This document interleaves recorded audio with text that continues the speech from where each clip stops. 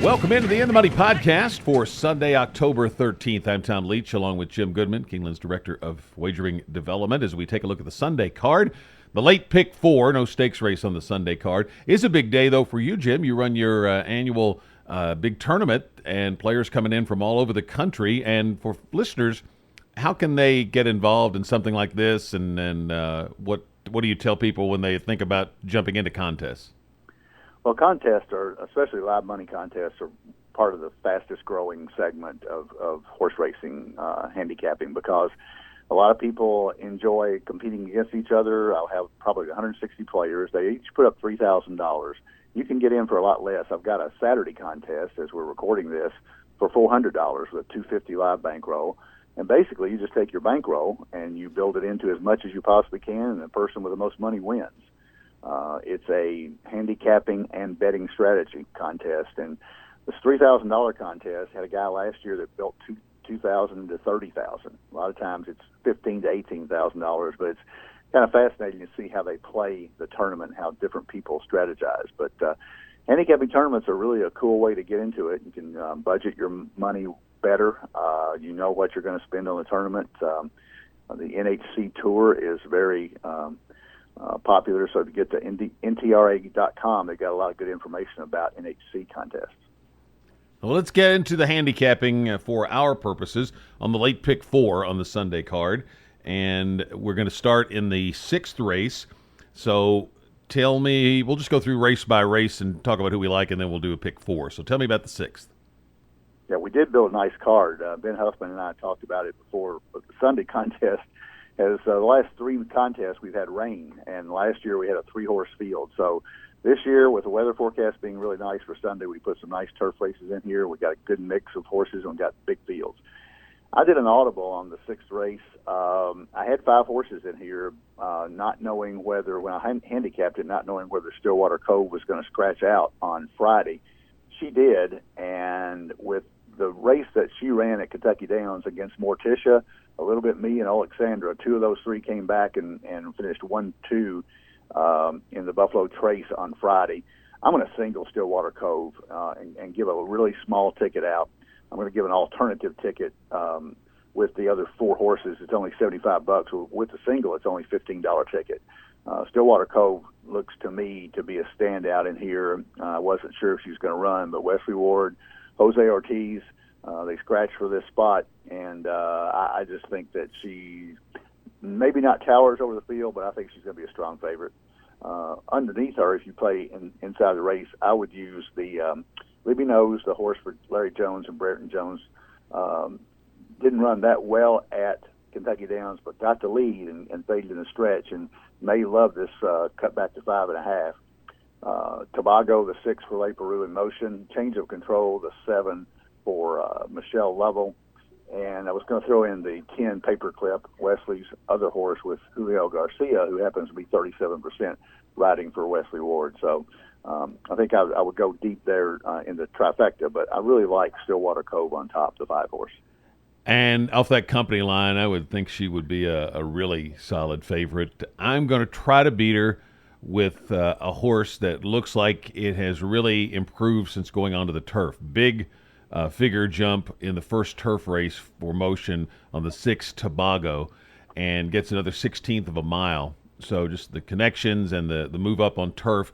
I'm going to try to upset Stillwater Cove with a horse that might have found her best surface, but got to use Stillwater Cove certainly. And I'm going to use the other Wesley Ward when we get to the pick four and just stop there. Focus, just because Castellano's been so hot, I think you could consider adding as well. Seventh race, maidens going 6.5, and these are 2-year-olds. There's 2 Chad Browns and 2 Brad Coxes, and I think I'd probably do a 4-horse box of those and feel pretty good.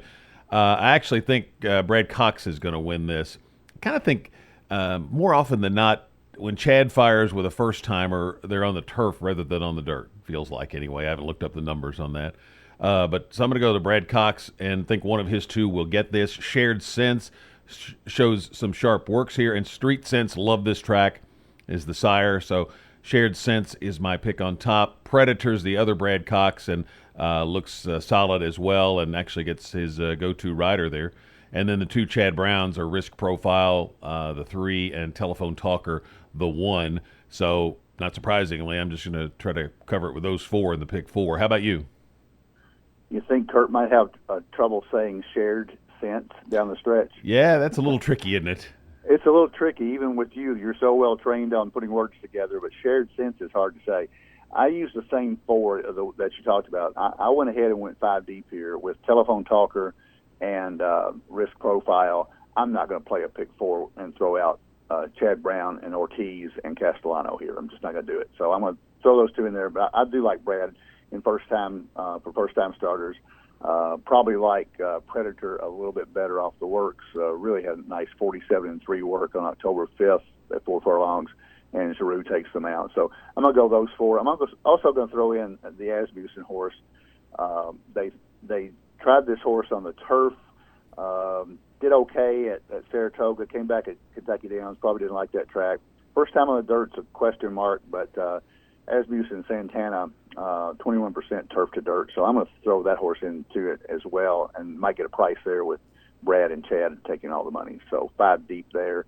Probably my win pick is Predator for Brad Cox and Florent Giroux. The Asmussen barn's been cold. I remember a few years ago they had a cold start to a fall meet, and then seemed like it won everything in the second half of the meet. So things can turn around kind of quickly for a barn in a short meet like this if they just kind of how the races stack up.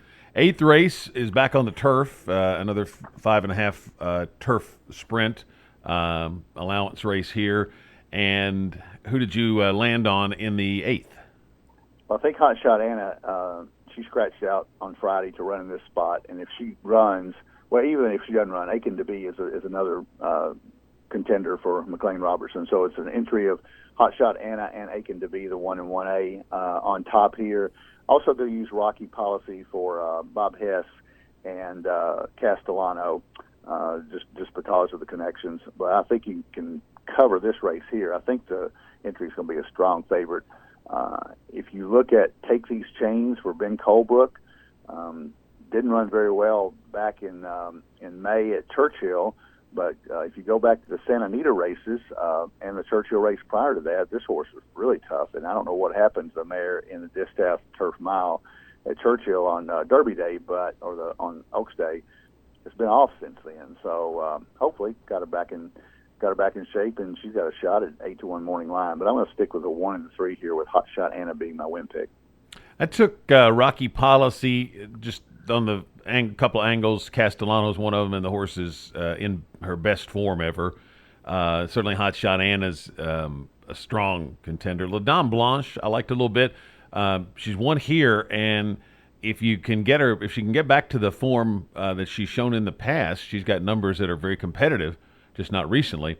And I threw May Lily in as well for Greg Foley. I think you threw out that last race, which wasn't awful down at Kentucky Downs, but before that, just really consistent, and she's run okay on this course, so I threw that one in as well. 9th race, I ended up, this is a non-winners and 1 allowance around 2 turns at a mile and the 16th. First kind of landed on Mozone, and then the more I looked, I don't like how far he'll be coming from out of it, so I went to the 4, The Rock Says, for Stanley Huff. This horse has a little more speed and caught some good fields up at Saratoga, so I like both of those, but I'm going to lean to The Rock Says because of having a little more speed. Patagonia was DQ'd up to a win last time, so has not finished first, but has a 2-turn pedigree and goes for Pletcher, so I'm just going to throw in on those angles. And then Galindo, the 2, has had a couple of good races here, so you could consider that one as well. Tell me about your pick 4 ticket. Okay, I went 3 deep in this race with the 3 that you mentioned, Patagonia, The Rock Says, and Mozone. So my pick 4 ticket, the cheap one is going to be singling the 5 in the first leg, Stillwater Cove, with the 1, 3, 6, 7, 9 in the second, with 1, 3, with 3, 4, 5. And that's only a $15 ticket. If you don't like Stillwater Cove in the first, just add the 5, 6, 7, 10, and that gets to be $75. But I really like Stillwater Cove, and if you get that horse in, and you have a low budget of $15, you might hit it 2 or 3 times. So I think that horse is a strong single, and I'm gonna play a pick 5 as well. I haven't looked at the 5th race yet, but I will play a pick 5 and probably put 4 or 5 horses in there and spend $75. I'm going to go 3 deep in the first leg, the 5, 6, and 10, hoping to catch a little bit of a price with Tobago. Going to use the 4 first timers in the 7th, 1, 3, 6, 9. Going to go 1, 3, 5, 7 in the 8th race, all the ones that I mentioned, and then I'm going to take the first 3 I mentioned in the last leg, 3, 4, 5, with the Rock Says being the win pick. So that's a $72 ticket. I ended up throwing Patagonia in at the end, just on the Pletcher angle, but if you the horse is actually not even finished first, so you could leave that one out and cut the ticket down to $48 if you want to save a little money. Best of luck with your wagers on the Sunday card, and we'll be back next week for the Wednesday edition of the In the Money podcast here at KeenelandSelect.com.